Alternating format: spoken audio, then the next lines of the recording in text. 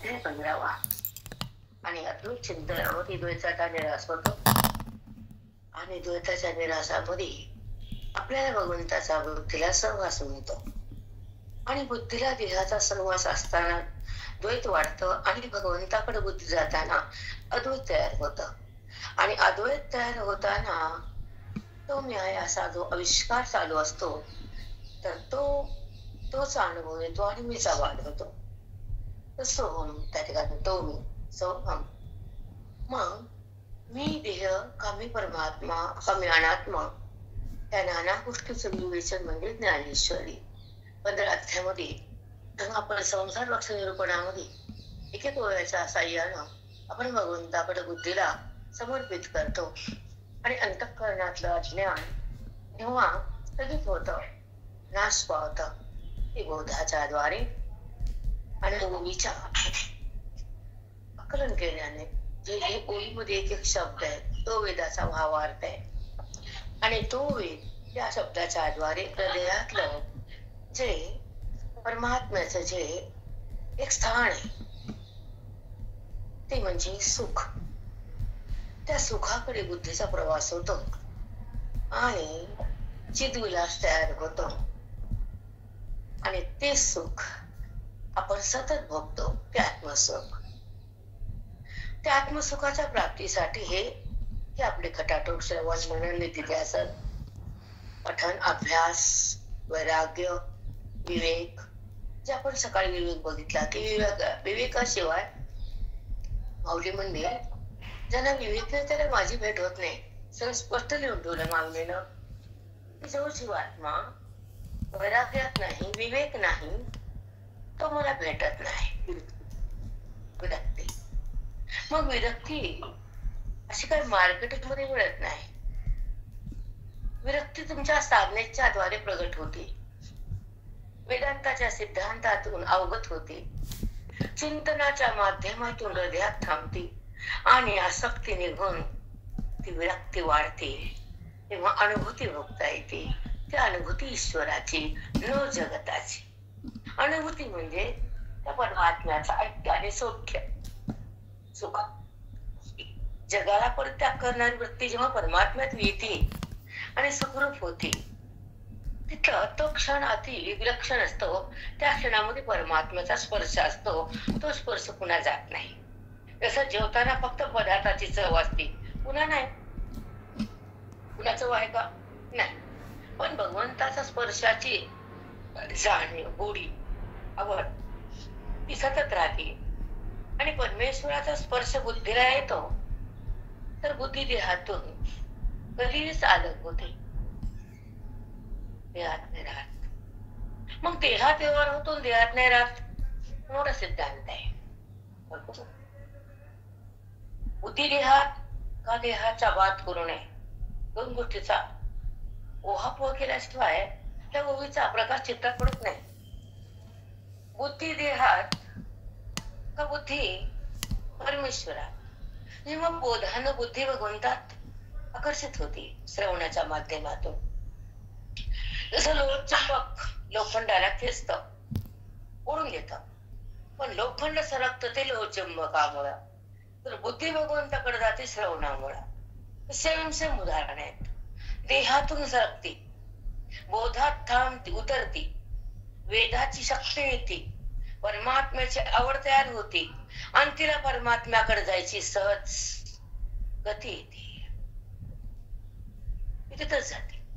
मग इंद्रियाकडे जगताकडे कुठंच नाही. बुद्धी व्यवहार करून सगळं लागतं ना. जीवनमुक्त तेव्हा सगळं आहेच आहे.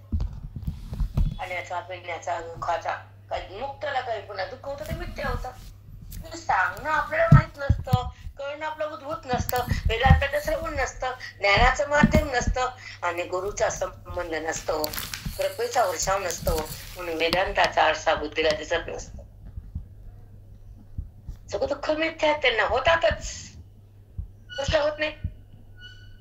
अंतःकरण धर्मात ते अंतःकरण धर्म सुटले का वारं व्हायचं थांबलं का तिकटानं तिकटपणा सोडला का अग्नीचा धाकपणा गेला का तर अंतःकरणाचे सुख दुःख होतात पण बाधितांवृत्तीनं मिथ्या रूपात सत्य नाही. म्हणजे ही विवेचन कुणे माहीतच नसतं आपल्याला. तो दुःखाला पाहतो, दुःख भोगत नसतो. हे ज्ञानी महात्म्याचं लक्षण आहे. ज्ञानाच्या नंतर पाहणं भोगणं वेगळं आहे की नाही. दुःखाचा द्रष्टा आहे, हा भोगताय.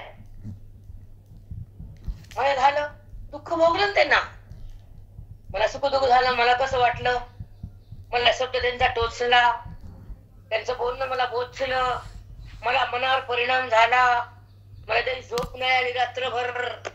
बोलतो ना आपण, मग ती बोलली ना, मला झोपच आली नाही हो, कस तरीच झालं. पुन्हा पुन्हा तेच यायला मनात. मग हे कोण आहे? सुख दुःखाचा अंतःकरण भोगता, त्याला म्हणायचं प्रमाता. भोगता म्हणलं की प्रमाता, अभोक्ता म्हणलं की प्रमाता नाही. मग कोण? हॅलो प्रेरणा, मग कोण? पाठीमाग अज्ञान आहे आणि सुख दुःखाचा भोग आहे, तर तो भोगता, आणि पाठीमाग प्रमाता. ओके, तोच प्रमाता भोगता म्हणते त्याला. तो प्रमाता कोण? त्याला भोगता. मग जेव्हा अज्ञान दशा संपली आणि सुख दुःखातून मन सरकलं, भिन्न झालं, परमात्म्यात अभिन्न झालं आणि सुख दुःखाला सोडून दिलं, मग जेव्हा सुख दुःख कधीतरी घटनेने घडतात, पायात काटा तुला रडणार नाही का? हत्याचा कापला कुणी ऑपरेशनच्या वेळेस हसणार आहे का? ते ऑपरेशनला काही कट केलं त्याला तर ते रडणार का हसणार? पण त्या सुख दुःखातून तो कोण होतो? सांगा त्याला, सांग कोण होतो तो? सुखाचा द्रष्टा, त्याला ज्ञाता म्हणजे ज्ञान आहे. त्याला ते सुख दुःख अंतःकरणाचं आहे आणि त्रास त्याला आहे. त्रास अंतःकरणाला आहे.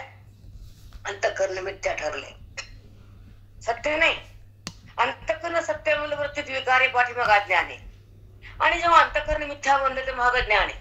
म्हणून ज्ञाता वैसे चुकलं नाही, बरोबर आहे. प्रमाता ज्ञाता, प्रमाता भोगता, ज्ञाता पाहता, पाहणारा द्रष्टा, भोगणारा विकार, भोगता. हे सूक्ष्म जेव्हा दर्शन होतं त्याला आत्मदर्शन म्हणतात.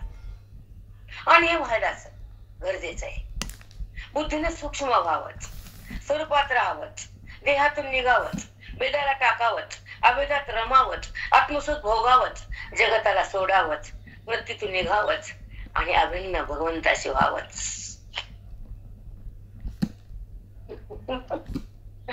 कशी टप्पे सुंदर आहे. आणि एका श्वास न घेता येतात ग. काय कोणाला असं मी थांबतो पण श्वास पण नसतो घेते, पुन्हा असं होतंय. मी लक्ष देत जा.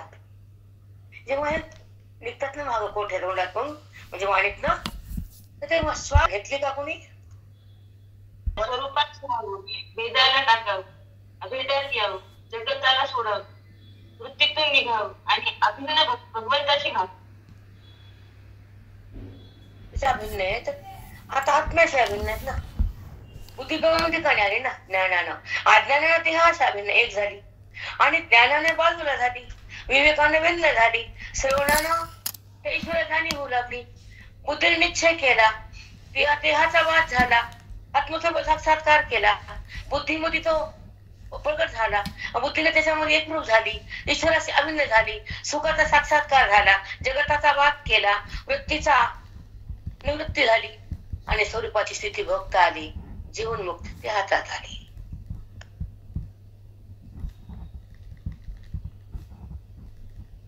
भगवंत अर्थात नसतं, कुठंच नसतात. मी वाचली का? मी गोळी घेतली का? वाणी थांबली का? हे तरी लक्षात घ्यावं. का साधारण तरी कळावं लोकांना की वाणीतून वेद आणि ज्ञान आणि भक्ती, अभेद भक्ती निघती. का निघती?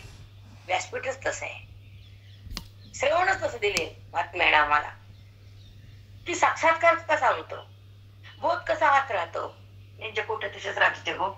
महाराज काकाच्या काकाकडे कोट्या नव्हत्या, कधीच नाही. महाराजाकडे होत्या पण तीन पण एखाद्या दोन एका दिवशी. आता खूप वेळ माहित नाही नसतो. आवरण काढायचं असतं, आणि बुद्धीला ब्रह्म करायचं असतं. आत्मदर्शन करून द्यायचं असतं संसार साधकाला. साधकाचं पुण्य हा ओझ असतं भगवंताकडं, आणि ते ओझ फेडण्यासाठी चिंतन असतं. बुद्धीचं मंथन आहे, आत्मचिंतन आहे. आत्मचिंतन बुद्धीचं मंथन. आणि मंथन करता करता जसं ताकातलं लोणीवर येतं तसं आत्मस्वरूप प्रगट होतं. तिकडे लोणीवर येतं रवीच्या मंथनाला, आणि इकडे बुद्धीच्या मंथनाला आत्मस्वरूप प्रगट होतं. दोन्ही सेम प्रक्रिया आहेत, नाही का? बुद्धीचं मंथनच सतत अवरात्र अभ्यास. म्हणून निकालते छोट म्हणणं मला म्हणून आपण नाही सांगू शकत नाही म्हणे. जेव्हा जेव्हा माझ्या बॉक्स मध्ये कुठं काय असतं 100-200 ते कळतं. म्हणलं खबर मारते इथं सुख, इथे सुख आहे, इथं किती किती त्रास आहे. आज आपण जेव्हा काही व्यवहार ते घरात पुरुष करतो बाई, त्या व्यवहारात काय किती सुख आहे, तर मग पण इथं काय सुखात बुद्धी राहते. कारण ते नाते ईश्वराचं आहे, संबंध परमात्म्याचा आहे, अभेद त्या परमशक्तीचा आहे, आणि बोध आत्मत्वाचा आहे, आणि सुख त्या परमसत्तेचं आहे, आत्मसुख. ते सुख जर प्रगट झालं तर देहभाव तिथं कुठेच नाही, कधीच नाही. काही जरी केलं तर त्याची बुद्धी आत्मसुखात असते. व्यवहार कसा झाला तर त्याचा संबंध असतो, तर तो ज्ञानी असतो. हेच तर करणं महत्वाचं आहे ना. निर्व्यवहार कसं आणि व्यवहारात कसं. मग आम्ही व्यवहार करताना विकार होतो, आमच्या अंतःकरणातला व्यवहार बाजूला जातो, जास्त पाहायचं असतं. आम्ही मांडतो पण तुम्ही त्याचा अनुभव घ्यावा लागतो. मग ऐकून तसं होत असतं, तर मग तशी चालना मिळते. असं म्हणले ना आता सरायचं नाही, आपण असं बोलले ना ते आपले नाही. जगत दिसतंय ना खरं नाही. वृत्ती व्यवहार करते माझी नाही, आणि अव्यवहार स्थिती मी सोडणार नाही, आणि व्यवहारामध्ये मी जाणार नाही. व्यवहारात मी थांबणार नाही. हे साध्या साध्या जेव्हा गोष्टी चिंतनातून कळतात तेव्हा प्रकार अद्भुत घडतो. ते सूक्ष्म वेद आहे ना, हा वेद सूक्ष्म आहे. मग त्याची जाणीव होणं हे शब्दात नाही, पण तुमच्या पुढे मांडण्यासाठी अनुभव हा तुमच्यामध्ये टाकला जातो या पोटाच्या माध्यमातून. त्याचा अनुभव घ्यायला शब्द नाही, आणि अनुभव सांगायला वाणी नाही, आणि अनुभवाशिवाय सुख नाही, अनुभवाशिवाय दुःख नाही. हो म्हणजे द्वैत. अनुभव म्हणजे द्वैत अवस्था, परमात्म स्थितीची अवस्था म्हणजे अद्वैत, देहभावाची अवस्था म्हणजे द्वैत. मी आणि मी द्वैत, जगत आणि मी द्वैत, सुख दुःख आणि मी द्वैत. सगळं दोनच आहे बुद्धीमध्ये, पण सगळा मीच अद्वैत. पण सगळा मी म्हणायला फार कष्ट आहे बुद्धीला. किती हाच कष्ट आहे. तुमची पूजा, इकडे जाणं, तिकडे स्नानाला जाणं, इकडे होम करणं, तरी हाच कष्ट.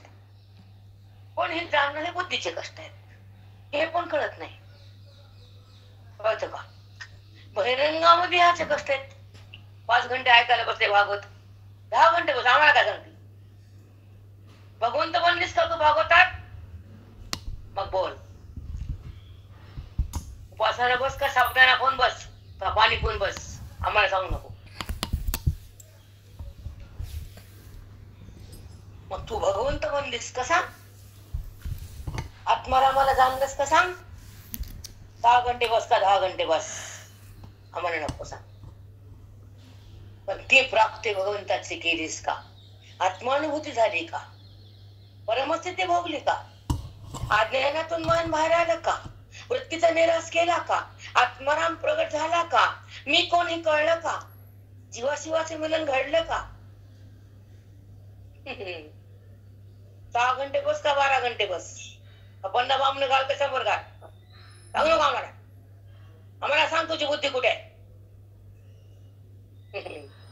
बामना जीव घालण्याचे का ब्रह्म होण्याचे? सूक्ष्म आहे. इथे बहिरंगाचा बाजार आम्हाला सांगायचंच नाही, अंतरंगाचा बाजार सांगणार. आत कोणती अवस्था, कोणती अवस्था? भेदाची अभेदाची, विकाराची निर्विकाराची, जगाचा संबंध आहे का भगवंताचा संबंध आहे? दृश्य जगत दिसतंय का जगदीश्वर दिसतोय? त्याला बोला. त्याला ज्ञान म्हणतात. अवस्था खुशावर असते ज्ञानाची. ज्ञानी आपल्या मस्तीत असत, संसारी कुस्तीत.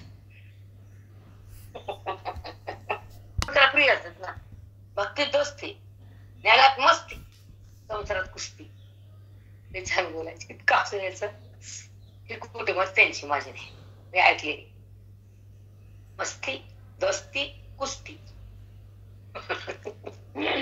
चला, अध्याय 15.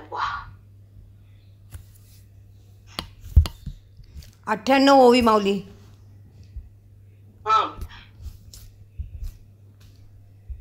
अगमी हे विसरचना जे दावी, ते दीप्ती माझी जाणावी अत्यंती आहे. बघा, तरी सूर्यासठ अगमी, हे सूर्य दिसतो ना तुम्हाला, हे विश्वरचना जे दावी. सूर्य दाखवला तुम्हाला, जाणार जगत दाखवलं. बघा,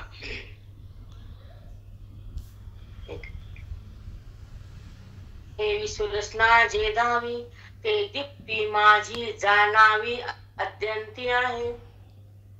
ही दीप्ती माझी जाणावी अत्यंती आहे. हे सूर्यात तेज माझ आहे. दीप्ती म्हणजे तेज, आणि सूर्य उगवायच्या आधी पण माझं तेज आहे. आणि जगत उत्पत्तीच्या आधी म्हणून अत्यंती, अत्यंती शब्द आहे. ते दीप्ती माझी जाणावी, तेज हे सूर्याचं आहे, सूर्यात माझ आहे. विश्व माझ्या रचनेचं कार्य मी केले, विश्वात मी आहे म्हणून विश्वात तेज आहे. आणि ही दीप्ती कशी आहे? अत्यंती, जगताच्या पुढे मीच आहे, सूर्याच्या पुढे मी, आधी तेज माझच आहे. पण ते जगत रूपाने जेव्हा मी नटलं, तर माझं ते जगतामध्ये दिलं, सूर्याला बी आणि विश्वाला बी, आणि जीवाला बी आणि शिवाला बी. ह्याला म्हणतात ओवी लागली, टच टू हार्ट. साधी भाषा, साधी ओवी आहे. किती शब्द साधेत माऊलींचे. आपलं बुधाड घाणे आणि मन बेवाने संसारात पागल नाही का? पागल पागल पर माथात चोऱ्या कराव, परमातात कराव्या. ज्ञान चोराव, श्रवण चोराव, भक्ती चोराव, मोक्ष चोराव. संसारातलं चोर लागले भोगायला लागत. एक म्हण बघ, आमच्या महाराज म्हणायची चोरीचं धन मोरी. काय म्हणायची? चोरीचं मोरी. होतच असत ते, पण कळत नाही. माझं दम असा सगळं कळत लबाडबाड. आता ऐका, अत्यंती आहे. जळ शोषोनिया गेलिया सविता. जळ पाणी, सूर्य, सूर्यानं त्या पावसाचं, नद्याचं पाणी शोषून घेतोच की. जळ शोषोनी गेलिया सविता. सूर्य ओला अंश पर्वत जो माग होता. पाऊस पडला पण झाडाला पाणी घेतलं, पण त्या जमिनीतलं पाणी संपल्यानंतर मी चंद्राच्या द्वारे त्या वनस्पतीला संध्याकाळी ते किरणातून देतो तुला वनस्पतीला. तर ती शक्ती माझी आहे. काही काही वनस्पती माझ्याच किरणात वाढतात. कमळात फुल कधी उघडतं, ब्रह्मकळ कधी उघडतं. असे नाना किरण माझ्या चंद्रातून वनस्पतीला देतो. औषधी सुद्धा जो ओलावा संपतो, तर माझ्या किरणातला जो ओलावा असतो, आर्द्रता, तर ते मी वनस्पतीमध्ये सोडतो. आणि माझ्या किरणातून त्या वनस्पती नाना वाढतात, त्या औषधी सुद्धा बनतात. तर मी असतो किरणात. पुढचं वाचल्याने पण सांगायला ऐक. ओला अंशू पर्वतसे जे माग होता. जे सूर्यानं पावसाचं पाणी शोषून गेला, वनस्पतीला ओलेपणा माझ्या चंद्राच्या किरणातून मी संध्याकाळी सोडतो. आणि माझ्या किरणाच्या माध्यमातून काही काही वनस्पती जिवंत ठेवतो.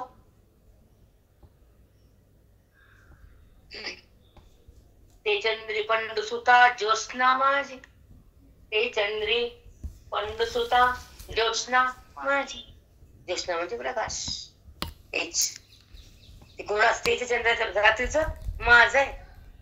पाणी संपल्यावर माझ्या त्याच्यानं वनस्पती वाढतात. माहित होतं काही कधी?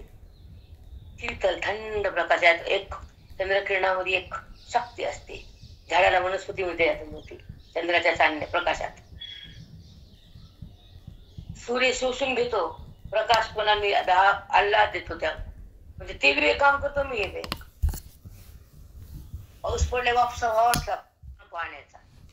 झाड कसे वनस्पतीला काय असते? हवा, ऊन, पाणी, तीनच असते. अन्न नसते, काय नसते आपल्यासारखं खाण्याचं. त्याच्यावर वाढते. हो. ऐका. आणि दहन पचन सिद्धी करीत सेजे निर्मदी, ते हुतांश तेजोवृद्धी माझे सगा. ते तेजांश हुतांश तेजोवृत्ती माझे सगा. जठरामध्ये ज्यांना अग्निनारायण होतो, हुतांश म्हणजे तो अग्नी. आणि त्या अन्नाचं आंबट खारट शिळ बाका शिळविली का त्या अप्पा आम्हाला तर आठवतच नाही. मग 6-6 महिने आपण ताटत नाही कधी, चुकून मुकून कधी तरी शिळ नाही बा. म्हणून खराब ते फुफ्फुस खराब, इंद्रिय खराब, शरीर खराब. त्याच्यातून जे बॅक्टेरिया तयार होते शरीरात ते चांगलं असतात. मग आळस, निद्रा, शिळ्यातले बॅक्टेरिया खा. आम्हाला शिळच आवडतं म्हणतात. पप्पा त्यावड माया. आता ऐका. आणि दहन पाचन सिद्धी. दहन म्हणजे अग्नी, पचन म्हणजे अन्नाचं पचन. कोणतं करपटलेलं, कच्च, भाजलेलं, शिळ, कडक सगळं खाटले पचन ते आंबट सगळं सगळं. मग ही शक्ती माझी आहे. मी जठरामध्ये अग्नी नारायण रूपाने राहतो. अग्नी रूपाने तिथं असतो जठराग्नी. त्या तेजाने तुमचा खाल्लेलं पचवतो मी. जेव्हा शक्ती कमी झाली तर मग गोळी लागते. मग पचन होईन, गॅसेस राहिले, गोळी द्या. कसं अवघड आहे. पण त्यानं सांभाळल्यावर काय अवघड आहे. पण भक्ती करावी, ते सांभाळत येईल. विरक्ती ठेवावी, ते सगळं आपोआप देते. आणि मुक्ती आपल्याला भोगता यावी, तो सहज हातात देतो. न भोगता देतो, पण ते आपण करत नाही. आपण गुरुर गुरुर करतो नुसतं. दहन पचन सिद्धी करीत सेजे निर्मदी, ते हुतांश तेजोवृत्ती माझे सगा. त्या अग्नीचं तेज वाढवतो, पचलेलं खाल्लेलं पचवतो. तुझ्या जठरामध्ये अग्निरूपानं मी विराजमान असतो. तुला माहित नाही अर्जुना. आता ऐका. गामाविशच्च भूतानि धारयाम्यहमोजसा, उष्णामि च औषधी सर्वा सोमो भूता रसात्मकः. भगवंत म्हणतात मी कसा कसा राहतो, कुठं कुठं राहतो आणि काय काय करतो सांगतो. ऐका आता. गामाविशच्च भूतानि धारयाम्यहमोजसा. बघा, धारयामी काय धारयामी, भूताला मी धारण करतो. सूक्ष्मता ऐका, खूप छान आहे. धार्या महमोजसा. 15 आता किती दमतो आम्ही. काहीतरी बुद्धीला आकलन आहे का? त्याच्या आधी सुलभतेच्या घरात सांगितलं होतं तुम्ही आम्हाला. 15 गामाविशच्च भूतानि धार्याम्यहमोजसा. मी ह्या भूताला प्रगट केलं, पंचभूताला, आणि त्या भूताला पण धारण मीच केलं. जसं आई जन्म देते त्यालाच वाढली ती. सेम उदाहरण दे त्याच्यामध्ये. इथं आई कुठंच कम पडली नाही. आईने जन्म दिला आणि आईने त्याला पालन पोषण केलं. तसं भूत मी प्रगट केले आणि भूताला मी धारण केलं. धार्या मे मोजसा. कधीच मला शब्द कळणार का? भूताला मी धारण केले, पृथ्वी मी बनलो. ऐका आता कसा त्या पृथ्वीला धारण कसा करतो, पृथ्वीमध्ये कसा मी घुसतो पाणी रूपाने. बघा आता. धार्याम्यहं मोजसा पुष्णामि च औषधी सर्वा सोमो भूत्वा रसात्मकः. बघ, सोमो भूता रसात्मकः. मग वरची उल काय सांगते, चंद्ररूपाने मी किरणानं त्या वनस्पतीला काय करतो, पोषण करतो. म्हणजे तिथे रस त्या वनस्पतीला देतो. मग कसा देतो? उष्णामी चौषधी, औषधी चौ. तुम्हाला म्हणलं का नाही, औषधी पण त्याच्या किरणात तयार होतात. आणि त्या औषधीनं त्या काळामध्ये ते जे लोक असतात का त्यांना काय म्हणत होते की बाबा त्याला आणा, त्यांना आणा. ते नीट करणारे वैद्य. वैद्य. तर वैद्य लोकांना ह्या वनस्पतीचं होतं की संध्याकाळच्या वनस्पती कशा आणून ठेवायच्या सकाळी. संध्याकाळची वनस्पती आणत होते. द्रोणागिरीवर ते लक्ष्मण उठून बसले की वा वल्ली वल्ली त्याला सुद्धीवर आणले की बेहूश होते ना. किती फरक त्या वनस्पतीमध्ये किती ताकद आहे.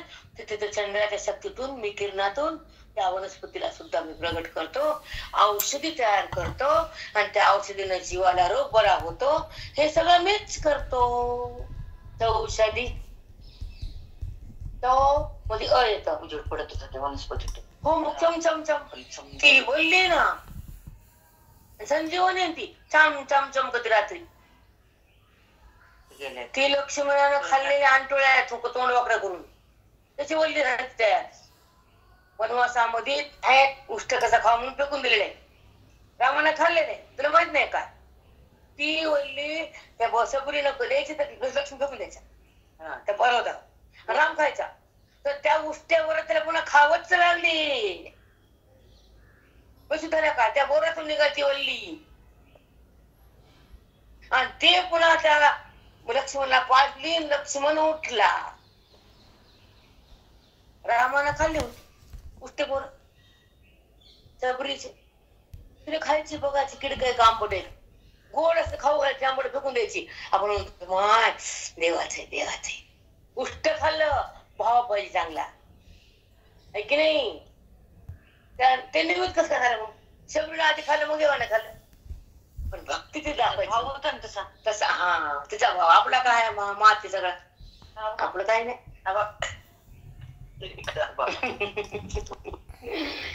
मी उष्णामी चौषधी सर्वा सोम भूत्वा प्रसादात्मक. सोम म्हणजे चंद्र मी होतो आणि त्या चंद्राच्या किरणातून त्या वनस्पतीच्या मध्ये जो किरणाच्या माध्यमातून औषधी सोडतो आणि वनस्पतीला वाढवून त्या जीवाचा औषध तयार करतो आणि त्या लोकांचा रोग नीट करतो. चौषधी मीच बर का. वनस्पती कुठंच नाही आता लोकली ते भारतात नाही आहे ते कुठंच नाही का. ते लोक तिकडे कुठे मी गोणी असे भूतळी मी पृथ्वीमध्ये घुसतो. मीच पृथ्वी तयार केली. भूत पृथ्वी कोणाची भूतच नाही. मी गोणी असे भूतळी म्हणून समुद्र महाजळी हे पासोनी ढेपुळी विरेचना. हे पासोनी ढेपुळी विरेचना. ढेपुळी पृथ्वी ढेकुळ 70% पाणी आहे 30% पृथ्वी आहे. पण पृथ्वीमध्ये मी आहे म्हणून त्या पृथ्वीला पाणी उघडू देत नाही. बाप्पा असं म्हटलं पाहिजे. मी रिगोनी भूतळी. कोणाला तरी विचार तरी आला का पाणी ते पृथ्वी कशी राहते मग पाण्यात पृथ्वी हे कुठं कोण सांग कळत कोण बोलतय गाणं आणि कुणाला पडले त्या शब्दाचा अर्थ. बोट फिरवल्या बाया निघाल्या पोळे खाल्ल्या. बायाच नाही हो वैज्ञानिक सगळेच पाया पाया पाया बाया काय करतील. असं पसंत खाल्लं दूध पिलं मसाला निघाल्या घरला. कशाचे भूतळी कशाचे सुतळी काय कळलं.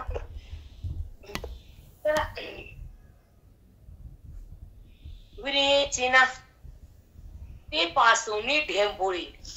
पृथ्वी माती आहे आणि ती विघुरली नाही. समुद्राचं पाणी तर अफाट आहे तो कुठून आहे आणि मध्ये पृथ्वी आहे. पण पृथ्वीमध्ये मी शिरलो म्हणून समुद्राच्या पाण्यानं मला ढेपोळी विरू दिली नाही. काय बाप्पा तिची लीला रामा. आणि भूतेही चराचर.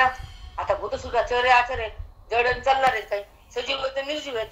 दगडते मग भूतेही चराचरी हे धरितसे जे अपारी ते मीच धरे धरी त्रिगोणिया तेही मीचे धरी धरी त्रिगोणिया. चरे मी झालो आचरे मी झालो. सांगा आता जगत कुठं उरलंय. ते जर आहे चौकड तर जगत कुठे आहे कुठे सत्ता. ते त्रिगोणिया चराचरी मीचे झालो. चराचरी मध्ये मी जडात मीच आहे सजीवात मीच आहे निर्जीवात मीच आहे स्थावर मीच आहे पृथ्वी मीच आहे वायू मीच आहे. मग देह कोण आहे ते नाही का. पंचमहाभूत तो झाला पृथ्वी तेच झाला पृथ्वी बाहेर स्थूल आहे आणि त्या पृथ्वी जाऊन झाड आहे, पाणी बाहेर आहे, पण प्राण पाणी पितोच ना आपण, पितो की नाही? जल आपण प्रश्न विचारत रात्री हो विचार. एवढं पाणी आहे पृथ्वी कसं काय पाणी भूते चराचरी हे तसे जे अपारे ते मीच धरी धरी निगोनिया. हे जे आहे ना सगळं, चर भूमी पृथ्वी जल पाणी जल हे सगळं उदाहरण केलं आणि पृथ्वीमध्ये मी शिरलो आणि सगळं धारण केले भूत. पहिलं भूत पृथ्वी ना, आकाश वायू जल तेज आणि शेवटी पृथ्वी. मग पृथ्वी जड सगळ्यात मोठं भूत नाही, ही जड पृथ्वी.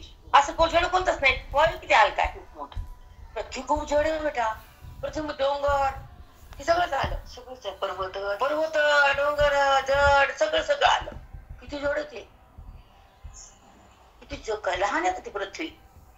मग काय म्हणले, भूतेही चराचरी ते धरतसे जे अपारी हे अपार आहे पृथ्वी, ती मी धारण केली. ते मीच धरी धरी त्रिगुणिया. त्यामध्ये गेलो मी सगळं पृथ्वी झालो. गगनी मी पण सुता आकाश. आता गगन दिसलं, आता पृथ्वी झाली. गगनी मी पण सुता आकाशात पण मीच आहे, आकाश मीच झालं. गगनी मी पण सुता चंद्राची निमिषे अमृता. चंद्राच्या निमित्तानं चंद्रातून किरणातून अमृत मीच प्रसव करतो. चंद्राचे निमिषे अमृता भरला झालो चालता सरोवरून. चंद्राच्या रूपाने मी त्याचा जो चंद्राची किरण, काही काही पक्षी चंद्राच्या किरण जगतात ना, दोनच करून बघतात किरण घेतात ते. मग त्या चंद्राच्या निमित्तानं मी अमृताचा हे तला मी झालो साठा. सुंदर बोलले ते सरोवर म्हणजे तला मी झालो. ते तोनी भाकती रश्मी करा, ते थोणी भाकती रश्मी करा.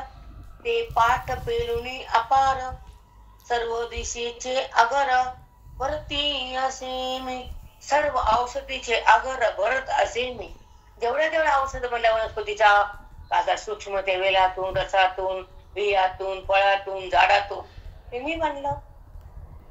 औषधी बघ कसं म्हणते, डबल वाजता ऐक. तेथून फाकती रश्मी करा. तिथून फाकती रश्मी करा. त्या सूर्याचे किरण पडतात, चंद्राचे किरण पडतात, त्याच्यात शक्तीने वेल वाटतात आणि झाड वाटतात, फळं वाटतात, बीज वाटतात.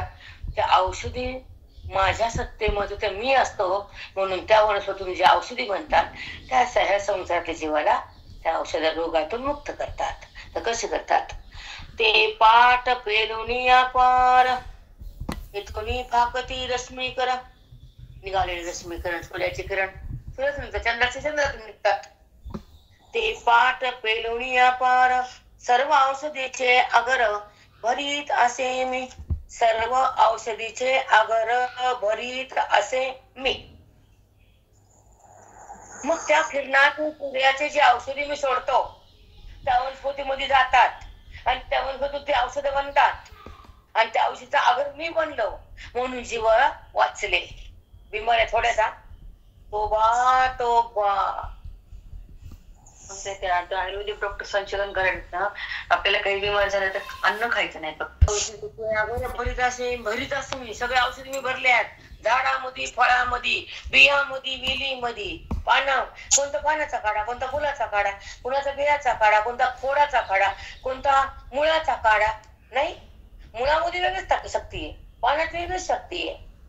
आता तुम्ही पानं खात नाही, वेळेत बरं मी खूप खाते. मी पानं सरळ आणता घरी, मी ढान केला नरेश पान आणायचं माहीत हो म्हणलं मी. तुम्ही खाऊ नये ह्यांना खाऊ नये ते बघत नसते मी. ह्या धंदे लोकांना सुचते, त्याला रोज संध्याकाळी पान आणायचे. त्यामध्ये गुलकंद असतो, चेरी असते गरम, सोप असते, काठ असतो, चुना असतो. चुना आणि काठ जर खात राहिलो तर कॅन्सर कधीच शिवत नाही. काटानं कॅन्सर जन्मात होत नाही आणि काट आपण कधीच खात नाही. म्हणून पाण्याच्या द्वारे गेलेला काट आणि चुना तुमच्या मधल्या जंतूला मारतो. बॅक्टेरिया खूप कॅल्शियम आहे. आणि का पहिले लोक पान कुटलीवाची पान कुटायचे आणि आले ते लोकांना पाणी खाऊ घालायचे. फक्त ते देठ निश्चित आहे. देठ मागचं देठ कोणतं आणि ते काड्या काढून टाकायचे. बाकीचे सगळं पान. नाही तू सांग पहिल्या लोकांमध्ये सांगितलं ते काढून टाकायचं. आल्याबरोबर पान खात होते लोक. कुणी कुठच होते प्रत्येकाच्या ढाळामध्ये पानपुडा सुपारी आणि सोपवतो लवंग आणि विलायची हे खा. खूप जास्त नव्हती ती खाली सुपारी पान आणि विलायची लवंग. आता एक शब्द ऐक माझा मिरी आणि लवंगा एवढं हे येता. त्याला इंग्लिश शब्द येईल मला उग्र म्हणतात मराठी भाषेत. त्याला इंग्लिश मध्ये काय मला माहित नाही. उग्र उग्र आहे. जेव्हा आपल्या पायाखाली मिरे येतात ठेवलं आपण आणि जेव्हा महादेवाला मिरे वाहतो त्या घरात संकट होतच नाही. श्रावणी म्हणून नाही म्हणून नाही पण एक तपस्या त्या संतांना भूमीने केली. कुठे ऋषी म्हणायची त्या काळामध्ये तिखट मीठ नव्हतं राजा. हे जे लोक आयुर्वेदिक खाते ना मिरे सुंठ लवंग विलायची तेजपत्ता आणि सगळ्यात महत्वाचं दालचिनी जे मसाल्यातले आतमध्ये ऍसिडिटी खाऊ नका. आता तुझी तब्येती बेकार आहे का. दालचिनी काळा मसाल्याचं रक्त प्रसरण करायला खूप सुंदर आहे. अटॅकच्या लोकांना मसाला भरपूर खावा. काळा मसाला जळजळ होत फळ फळ होत. तुमच्या हृदयच खराब आहे बिनकामाची. खूप बेकार इम्युनिटी कमी. पण ज्या मसाल्याची पावर आहे लोक तिकडे ते किती खात होते. त्याच्यामध्ये रक्तातल्या गाठी होत नाही का कळतं का. मग हे औषध कोणाच येतात. झाडाची साल म्हणजे हे काय दालचिनी आणि लवंग बी झाडाचीच आहे. वेलदोडे झाडाचीच आहेत. सगळं झाड झाडाच ते सगळं ते. आणि ती वेळेस होती मी आहे त्याच्यामध्ये मी आहे त्यामध्ये आवाज मी टाकलं बघा कुठं पडून जात सांगा. जगात आहे ज्ञानेश्वरीत आहे पण ज्ञानेश्वरीत आहे ते जगात नाही आहे. आता कुठून निघालं इथूनच निघालं. बरोबर आहे तरी साधं 3 ग्रामचा जर काढा दिला विलायचीचा मधात तर पुढचा अटॅक टळतो. अटॅकची भीती का थंडीमध्ये तुला माहिती आहे त्याचा कमीत कमी 7, 11 दिवस 13 दिवस 15 दिवस त्याला अटॅक मध्ये फडफड फडफड छाती दुखती माती दुखते. हे लोकांचं काय कमी. आजकालचे लोक नुसते वीक आहेत. तर त्यानंतर 3 ग्राम दालचिनीचा काढा तयार केला 1 कपाचा फुलपत्र अर्धा किलो त्यात मध टाकलं अर्धा चमचा आणि ते हलवलं अर्धा कप करून आणि पिलं तरी अटॅक येतो त्या माणसाला. किती सोपं उपाय.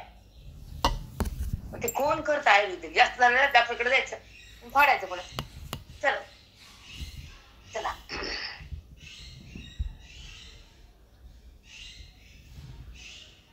एक मिनिट रश्मी कर ते पाठ पेलुनिया पार सर्व औषधीचे आगर भरीत असे मी. सर्व औषधीचे आगर भरीत असे मी. जेवढ्या जेवढ्या जगात वनस्पती वेली औषधी त्या चंद्राच्या किरणाने सूर्याच्या किरणाने त्या किरणात मी असतो अमृत टाकतो. त्या औषधीमध्ये मी थांबतो आणि त्या औषधीने सगळ्या प्राणी वाचतात बिमारी जाती. ते औषध मी तयार करतो. बाप्पा बाप्पा दिवळी लागलो तरी बाबा ऐसे सस्याधिक सकळा बघा. सस्याधिक सकळा हे तृण धान्य वेली वनस्पती रस फळ काय नाही सगळं मी सस्याधिक सकळा. हे सगळ्याच्या पृथ्वीच्या वनस्पती त्याच्यामध्ये मीच आहे. सस्याधिक सकळा. जेव्हा आपण लक्ष्मीच्या पुढे फळ ठेवतो का म्हणून ठेवतो का किती शुभ म्हणतात ना. सत्यनारायण केळाचं सत्यनारायण होते का आणि आमुष्याच्या लक्ष्मी पूजाला फळाच्या पूजा होती का. हा त्यामध्ये मेन आवळा आहे. तुला संध्याकाळ सांगते आवळा काय. लक्ष्मी पूजनाला आवळ्याशिवाय पूजा पूर्णच नाही. कोणती व्हायची पूजा असू द्या आवळ्याशिवाय लक्ष्मी पूजन पूर्ण होत नाही. साडीच्या लाह्याशिवाय नाही. बत्ताशिवाय नाही. कुठल्या शिवाय कसं कळा करी धान्य जाती सुकाळा. धान्य कशामुळे वाढतं मी ये तिथं करी धान्य जाती. धान्याच्या जाती आहे का खूप धान्याचा प्रकारच आहे. करी धान्य जाती सुकाळ मी धान्य वाढतं. एका कणातून हजारो कण बनतात आणि कणस भरतात. तिथं मीच असतो म्हणून शेतकरी तिथं पूजा करतो. प्रज्ञा घराण्यामध्ये तुम्हाला काय माहित आमच्याकडे डवार असते. आधी तिथं धान्यात ज्वारी कळ झालं की आधी निमित्त त्या दगडाला 5 शेंदूर टाकायचं, गड्याला जीव घालायचा आणि ते अन्न पुन्हा गिळायचं आपण. आधी नाही. हा वंटी भरते ते सगळं करते. आता कुठं राहिलं ट्रॅक्टर आणि फॅक्टर माती राहिलं नाही काय खळ. आता आहे का खळ? आता घरात खळ मशीन झाली सगळी मशनी सगळं गेलं. ते सस्यादी कसं कळा करी धान्य जाता सुकाळा जे अन्नद्वारा जिवाळा भूत जात. अन्नद्वारा जिवाळा भूत जात. ह्या भूत प्राण्याला मी अन्नाच्या तुला जगवतो त्याला जिवाळा. अन्नामुळे जगतो की अन्नात मी असतो म्हणून पुष्ट म्हणते. आता मी वहिनी बोलत म्हणलं वहिनी एका घरात स्वयंपाक असतो, एक वाळक लाकडून एक ढगूच्या डबू. हे कसं काय वहिनी? म्हणे काय सांगू छाया? म्हणलं मला काय सांगत अन्य एकच आहे म्हणलं. शिस्त तेच उगा एक अर्ध एकमेव फरक असतो खाण्यामध्ये गिळण्यामध्ये. खाली फरक असतो काय? आपण 10 चपात्या खातो काय एका डिट ठेवून? नाही. एखादी आगाव असते चपाती खाणं उलट वाळकली खातो पकड. त्यामुळे हो मा मी म्हणे आपण का बघतो ते का वाळतं? मला माहित नाही आपल्याला काय. आम्ही चर्चा करीत येताना इकडं. मी म्हणून एखादं वाळतं लाकडावणी आणि एखादं फुगतं माकडावणी असं का? त्यामुळे काय मला का माहित? मला अन्न तेच आहे, शिस्त तेच आणि खात्या दोघी तिथेच, पण एक वाळती एक फुगती असं का? मला माहित नाही. पुन्हा म्हणलं परंपरा म्हणजे त्यांची जी अनुवंशिकता म्हणजे शेवंतीचं फुल आणि कनेरचं फुल सारखं नाही. कनेरच्या फुला 5 पाकळ्या आणि शेवंतीच्या फुलाला 5 पाकळ्या. कनेरी किती? 5 पाकळ्या.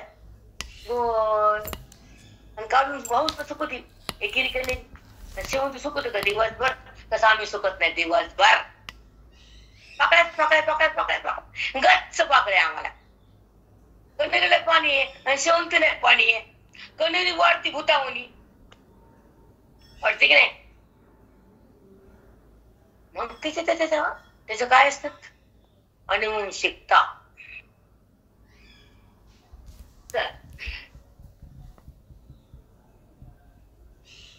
धन्य जाती सुकाळा ते अन्नद्वारा जिवाळा भूत जाता. त्या अन्नाच्या द्वारे हे काही प्राणी जगतात, पुष्ट होतात, आयुष्य त्यांचं भोगतात.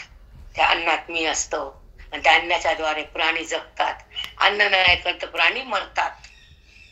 तिथं मी आहे म्हणून पुष्टी आहे म्हणून भोग संपत्ती आणि शरीर वाढतं आणि जीवन जगता येतं. नाही तर कशी माणसं वाढली असतील कसं नसतं काय? काहीच नाही.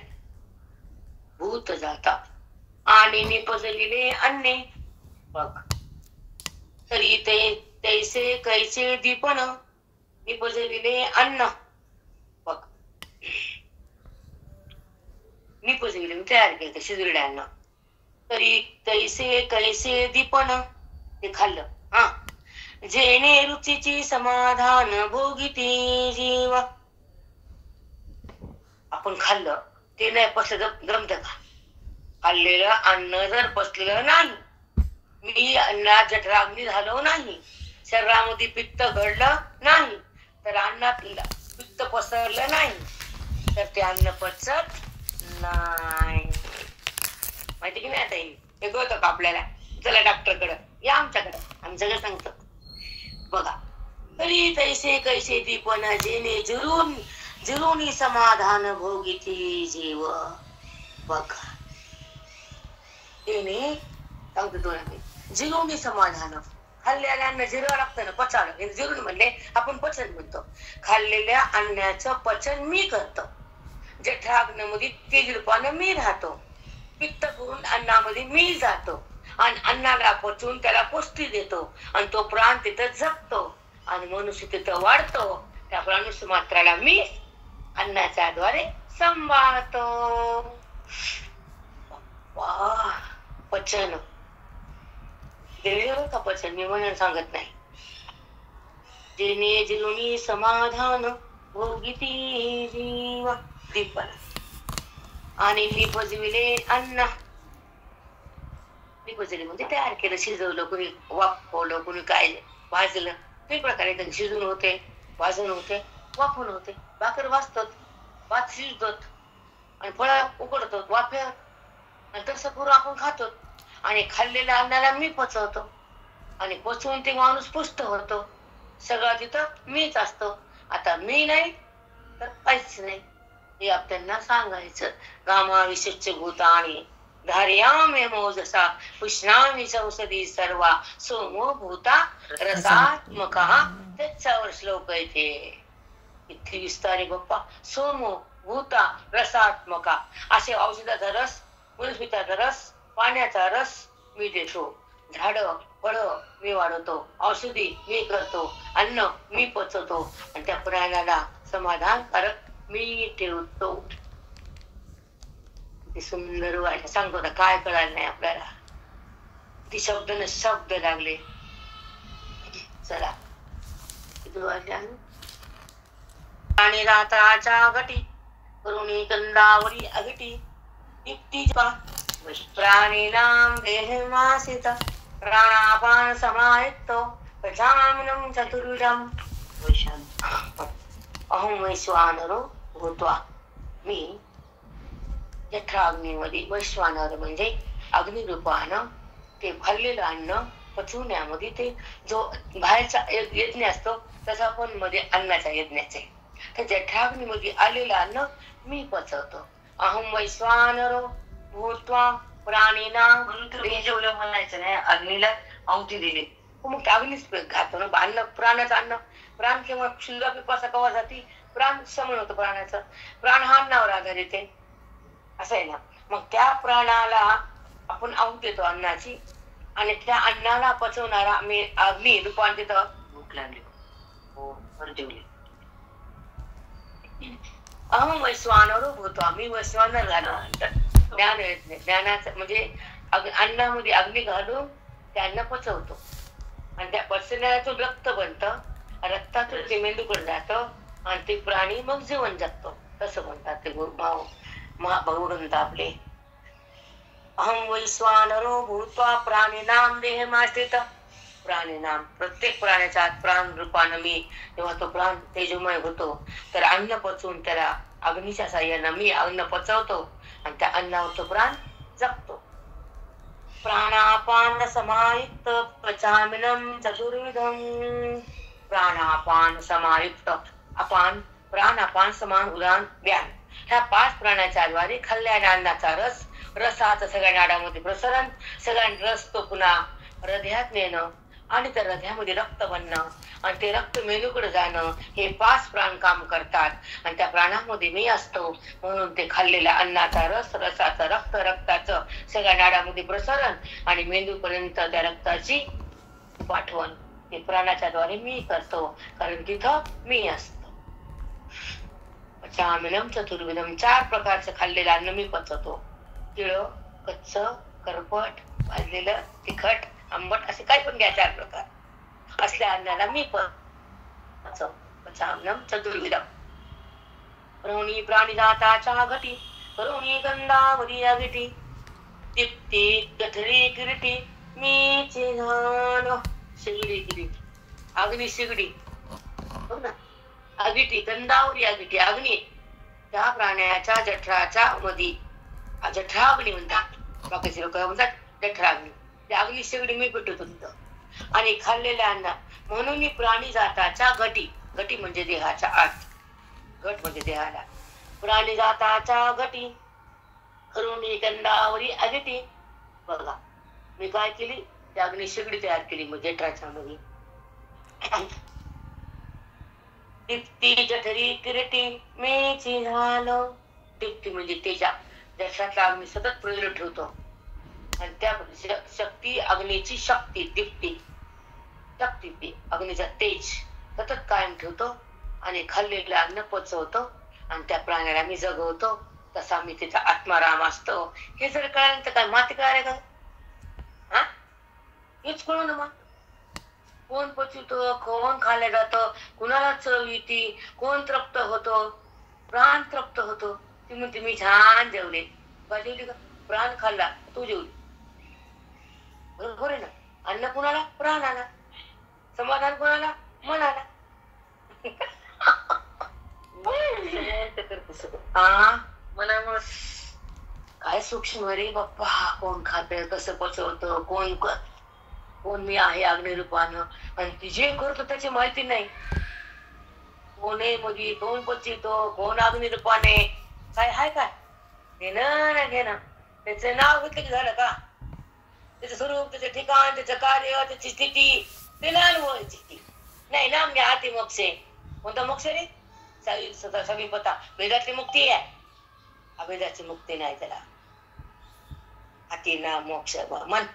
आम्हाला माहिती तुझी मुक्ती कोणची ते वेदातली मुक्ती आहे, अवेदातली नाही. स्वरूपकथा स्वरूपकथा सहज देवाचा का देवाच्या जवळ पण देवरूप नाही. मग आतली कळत नाही ना, ओळख नाही काय. आमचंच खरं म्हणा बाबा, तुझं खरं चलू देत आता.